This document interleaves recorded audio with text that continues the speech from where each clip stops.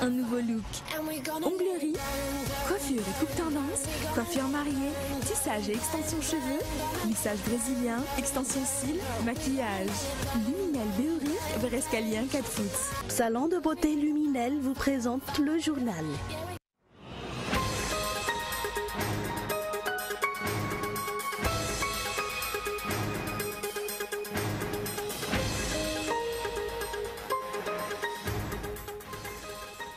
L'appel à consultation pour la conception de projets de loi visant à remplacer la CENIT n'est pas du ressort du ministère de l'Intérieur, selon le bureau politique malagasy Miaramieng. Il rappelle que le parti politique MMM a proposé un projet de loi relatif à l'instauration de la commission électorale indépendante auprès de l'Assemblée nationale. Le programme de vol de la compagnie nationale reviendra à la normale à partir de lundi prochain. Après l'acquisition du nouveau Boeing 737-800, les deux avions de la compagnie Air Madagascar en panne depuis samedi dernier sont jusqu'ici hors de service. L'organisation de l'État islamique revendique un attentat au Caire. L'explosion d'une voiture piégée n'a fait que des blessés légers, 29 personnes au total, dont 6 policiers.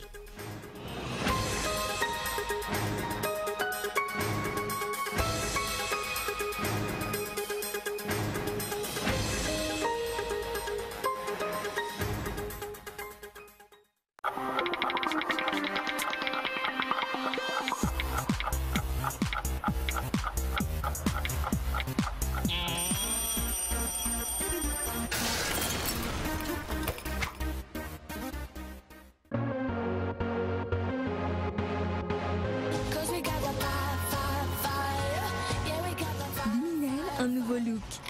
Onglerie, coiffure et coupe tendance, coiffure mariée, tissage et extension cheveux, lissage brésilien, extension cils, maquillage. Luminel Béoric, Verescalien 4 foot. 034 01 816 59 033 11 859 98. Luminel, osez être la plus belle.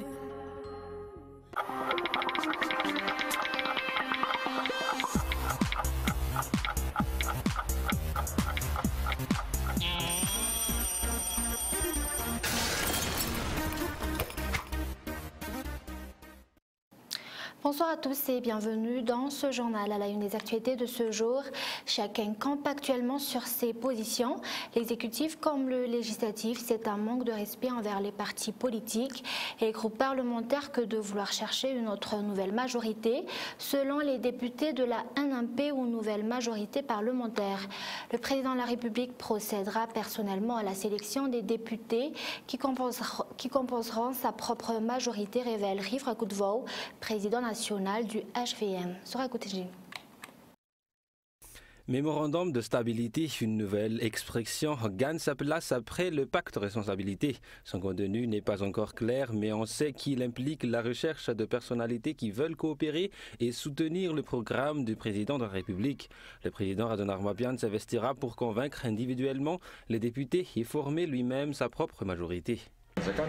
On sait tous que l'Assemblée nationale est composée de nombreux députés indépendants. Nous allons les persuader un à un. À notre avis, en tant qu'HVM, on va leur demander s'ils sont prêts à soutenir le programme du président de la République et de travailler avec le régime pour la réalisation de ce programme. Il faut persuader parce que des députés qui ont soutenu la requête en défiance et la motion de censure. Le président de la République va-t-il bafouer encore une fois la Constitution? Pour rappel, 2 premiers ministres ont été nommés dans cette 4e République. Au temps de Kool-Roger, les partis ou groupes de partis qui se sont associés pour présenter un premier ministre sont bien déterminés. Pour Jean Ravelnarive, on a vu la collecte de 118 signatures des députés. 2 façons de nommer un premier ministre et qui prétendent se baser sur les mêmes critères d'une seule et même Constitution. Jusqu'ici, l'HCC n'a donné aucune explication claire quant à l'interprétation des articles 54 et 72 de la Constitution. Et pour Milavundianjas Philobert, président du groupe parlementaire VPM Malagasy Miaramieng, le président de la République ne devrait pas ignorer les partis politiques et groupes parlementaires. En effet, ils sont à l'origine des députés et composent démocratiquement la majorité parlementaire. Et l'appel à consultation pour la conception du projet de loi visant à remplacer la CENIT n'est pas du ressort du ministère de l'Intérieur, selon le bureau politique Malagasy Miaramieng. Il rappelle que le parti politique Malagasy Miaramieng a proposé un projet de loi relatif à l'instauration de la commission électorale indépendante auprès de l'Assemblée nationale. Mais les débats pour son adoption ont été ajournés depuis 2014. Et à titre de rappel, hier, le ministre de l'Intérieur et de la décentralisation a lancé un appel à proposition de nouveaux projets de loi auprès des autorités compétentes dans l'organisation électorale. Écoutons les explications. Le ministère de l'Intérieur prend l'initiative de convoquer les parties prenantes à cette structure vraiment vitale et fondamentale pour la démocratie à Madagascar. Pour nous donc c'est une bonne chose. N'empêche que nous soulignons que ce n'est plus le rôle du ministère. À partir du moment où il existe déjà une proposition de loi sur le desk de l'Assemblée nationale, il est grand temps, donc on part de ça. C'est à la commission juridique de l'Assemblée nationale de convoquer donc, si bon lui semble, les parties prenantes, en l'occurrence la société civile, les différents partis politiques qui ont pris part, je souligne bien, qui ont pris part donc aux différentes élections qui ont eu lieu dernièrement. Et sur le plan économique, le programme de vol de la compagnie nationale reviendra à la normale à partir de lundi prochain.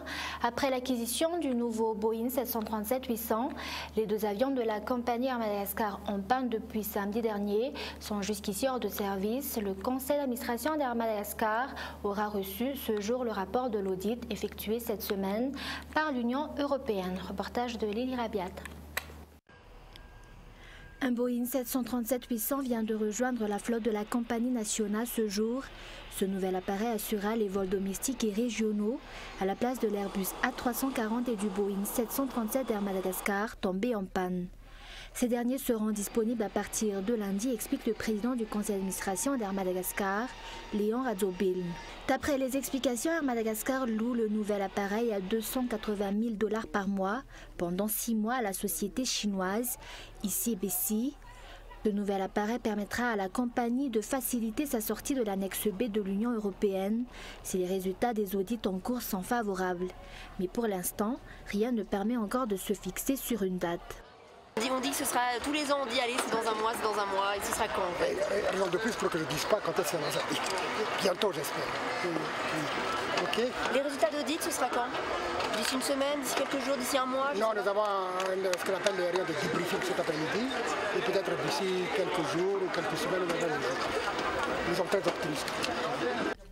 Quant à la nomination du nouveau directeur général de la compagnie, le comité de sélection en est actuellement à la deuxième phase de sélection.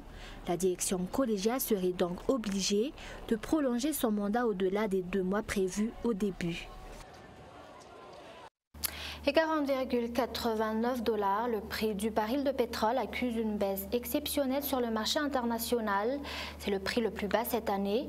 La situation devrait impacter le prix du marché intérieur, mais la politique de l'État sur la définition des prix du carburant et la rentrée des devises reste toujours le principal blocage. Reportage de Niandre Ndianarsou.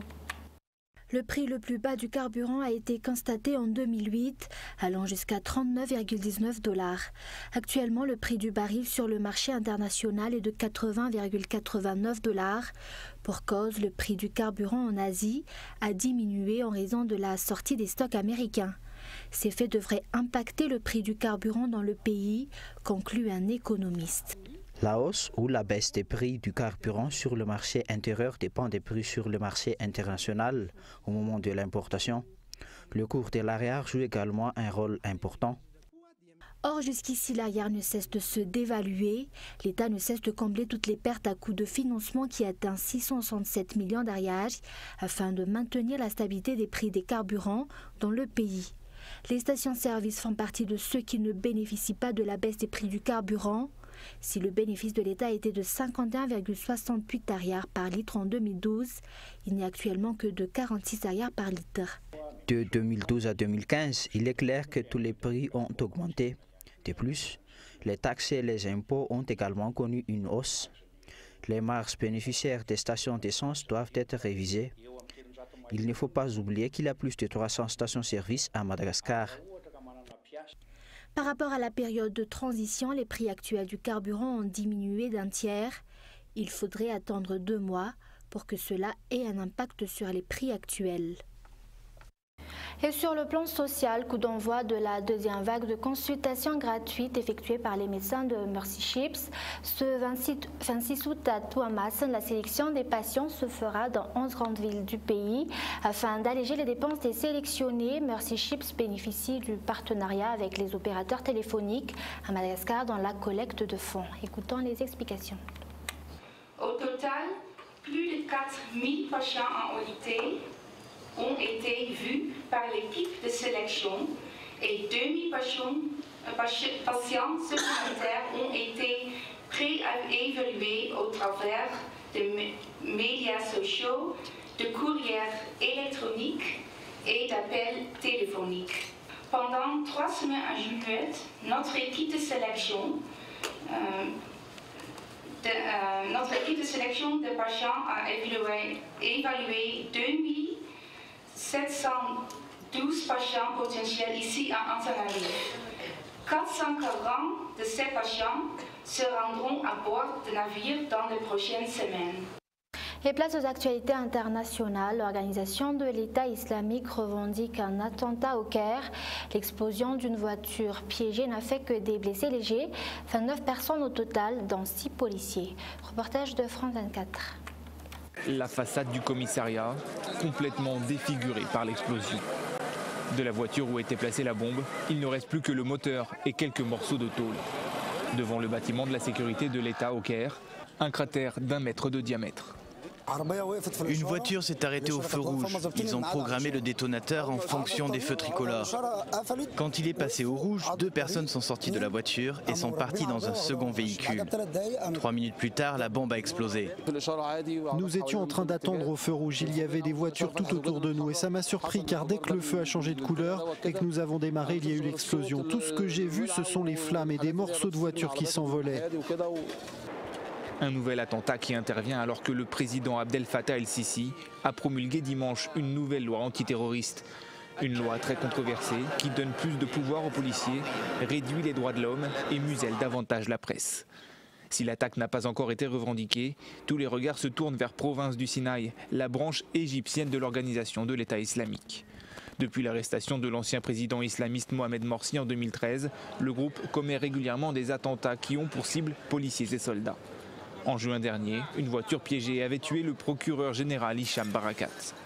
Des centaines de policiers ont ainsi été tués en 2 ans, principalement dans la péninsule du Sinaï à l'est du pays, où le gouvernement mène une véritable guerre contre les djihadistes. Depuis son arrivée au pouvoir, Abdel Fattah el-Sisi a éliminé toute opposition de la scène politique, islamiste, mais aussi laïque et libérale. Une politique que dénoncent les organisations internationales des droits de l'homme. La France et la Grande-Bretagne renforcent leur coopération face à la crise des migrants à Calais. Les ministres français et britanniques ont annoncé de nouvelles mesures pour sécuriser l'accès au tunnel sous la Manche ou encore au port de Calais. L'accord de coopération prévoit aussi un volet humanitaire. Écoutons les explications. Aujourd'hui, nous avons décidé avec Theresa May de renforcer notre coopération en matière de sécurité, en matière de lutte contre les filières criminelles, mais nous avons aussi décidé d'étendre notre coopération à de nouveaux sujets concernant certains aspects humanitaires de l'accueil des migrants. C'est l'objet de la déclaration conjointe que nous venons de signer. Et un rappel des grands points développés dans ce journal. Le programme de vol de la compagnie nationale reviendra à la normale à partir de lundi prochain. Après l'acquisition du nouveau Boeing 737-800, les 2 avions de la compagnie Air Madagascar en panne depuis samedi dernier sont jusqu'ici hors de service. Et coup d'envoi de la deuxième vague de consultations gratuites effectuées par les médecins de Mercy Ships. Ce 26 août à Tuamasin, la sélection des patients se fera dans 11 grandes villes du pays. Et enfin, l'organisation de l'État islamique revendique un attentat au Caire. L'explosion d'une voiture piégée n'a fait que des blessés légers, 29 personnes au total, dont 6 policiers. Voilà, c'est la fin de ce journal. Merci de l'avoir suivi. Excellente soirée sur Côte TV.